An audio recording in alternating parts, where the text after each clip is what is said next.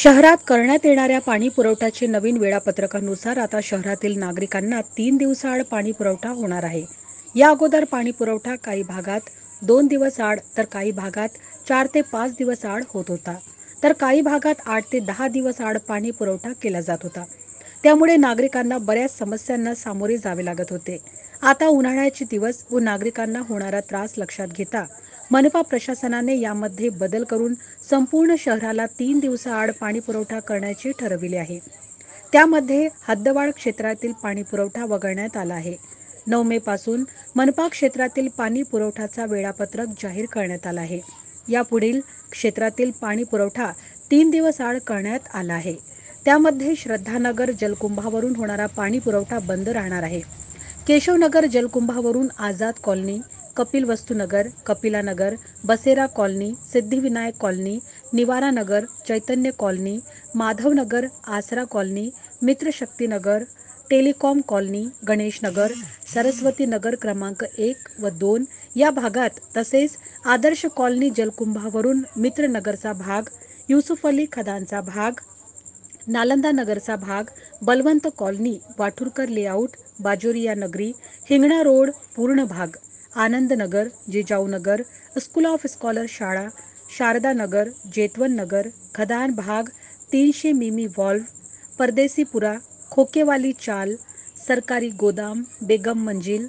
हमालपुरा, जुने शास्त्री नगर या भागात तसेच तोष्णीवाल जलकुंभावरून रेल्वे लाईन परिसर, उमरीचा काही भाग, हनुमान नगर, वृंदावन नगर, सुधीर कॉलनी, खेडकर नगर, मोरेश्वर कॉलनी, अपेक्षा अपार्टमेंट, रविनगर, मुकुंद नगर, चतुर्भुज कॉलनी, 12 ज्योतिर्लिंग, सावंतवाडी, जवाहर नगर या भागात तसेच Nehru park जलकुंभावरून Kamala Nehru Nagar, Anicut police line, सावतराम चाळ, खोलेश्वर, खटाव जिन, रजपूतपुरा, संभव अपार्टमेंट व गोपाल कुटियाचा भाग, हॉटेल मौज पाठीमागील भाग, जीएमडी मार्केट पर्यंतचा भाग, किंग बेकरी ते रतनलाल प्लॉटचा भाग या भागात तसेच रेल्वे स्टेशन, हिंदी शाळा जलकुंभावरून मुझफ्फरनगर, फिरदौस कॉलनी, गुलशन कॉलनी या भागात तसेच महाजनी जलकुंभावरून निबंधे प्लॉट, बेकरी गल्ली, मच्छिंद्र नगर, शंकरनगर, राजेश्वर कॉलनी, ज्योतिनगर, बिर्ला सिंह सातव चौक या भागात तसेच कोर्ट समोरील मराठी शाळा जलकुंभावरून होणारा पाणी पुरवठा बंद राहणार आहे। तसेच अकोटफैल जलकुंभावरून शिलोडा, सलामनगर, नदीम कॉलनी, भारतनगर, उर्वरित शाहनवाजपुरा 1, शाहनवाजपुरा 2, बाटली कारखाना या भागात तसेच हरिहरपेठ जलकुंभावरून Ambikanagar, Modkewadi, Yashwantnagar, Kamalanagar, Buddhanagari, Roopchandnagar, Sagar colony, Sontakke plot, Kalakhet, Gadgenagar, Mahakalinagar, Bhagyodaynagar, Jairam Singh plot या भागात लोकमान्य नगर जलकुंभावरून भवानीनगर, महरेनगर,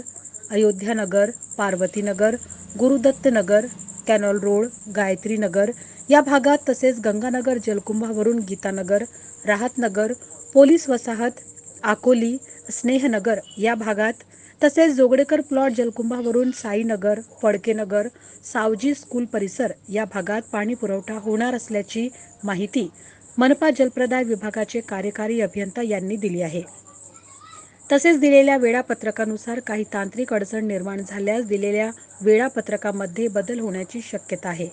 तरी नागरिकांनी याची नोंद घेऊन मनपा प्रशासनास सहकार्य करावे ही विनंती।